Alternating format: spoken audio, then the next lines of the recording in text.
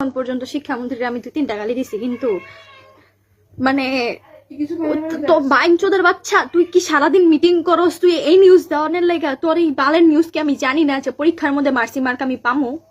প্রশ্ন তোরা গুলি করছিস, তোরা হোকা মারা দিছিস, তোরা আমার দিবি, তোরা দিবি নাকি দিবি না, না দিলেন নাইগা আমি বালটাও ফালাই না তোকে কথা হইতেছে কি তুই এমন চোদ আমি প্রত্যেকটা আইসিডি পরীক্ষা দিয়েছি রাইতে বেলা খানকির বলে তুই কইছিস তুই পরীক্ষা বলে নিবি না, এরপরে আবার কইতেছিস তোরা যে পরীক্ষা নিবি 12টা বাজে এই ইয়ার সময় গাজীপুরে যে অনুষ্ঠান আইছিলে তখন কইছিস তোরা আমরা মিটিং করে দেখছি, পরিবারদের সাথে মিটিং করে দেখছি, অবস্থা আবহাওয়া অধিদপ্তরের সাথে কথা বলে দেখছি।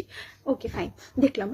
তুই আবার 7টা বাজে ঘোষণা দিছিস যে পরীক্ষা যার মধ্যে হবে, পরীক্ষা দিতেই হবে। ওকে ফাইন, রাইতে বেলা 1টা বাজে মাদার চোদের বাচ্চা তুই হইতেছিস গিয়া আবার মিটিং বলে করস। তোর তুই তো মিটিং তোর হেডার ভিতরে বলে রাখ, তুই এক কথায় কইতে থাক, কয়ে রাখ পোলাপাইন যে আমরা মিটিং চুদি না, তোমরা ভাই পরীক্ষা দিতে হবে এন্ড পরীক্ষা দেওয়ার পরে হচ্ছে তোমাদের রেজাল্ট যখন দিব তখন হচ্ছে বিগত সরকারের আমলে শিক্ষার্থীদের পড়াশোনার অবস্থা ভালো ছিল না দেখে আমাদের শিক্ষার্থীদের পরীক্ষা খারাপ হয়েছে, হয়তো রেজাল্টই এরকম খারাপ হচ্ছে।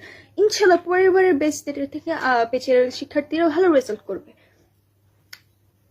তোরে আমার তুই যদি ভাই এক বাপের জন্মের হোস না, তুই ভাই তোর লজ্জা শরম বলতে কিচ্ছু নাই, তোর নিয়ে কোনো কথা বলার কিচ্ছু নাই। তোর মাসলাম।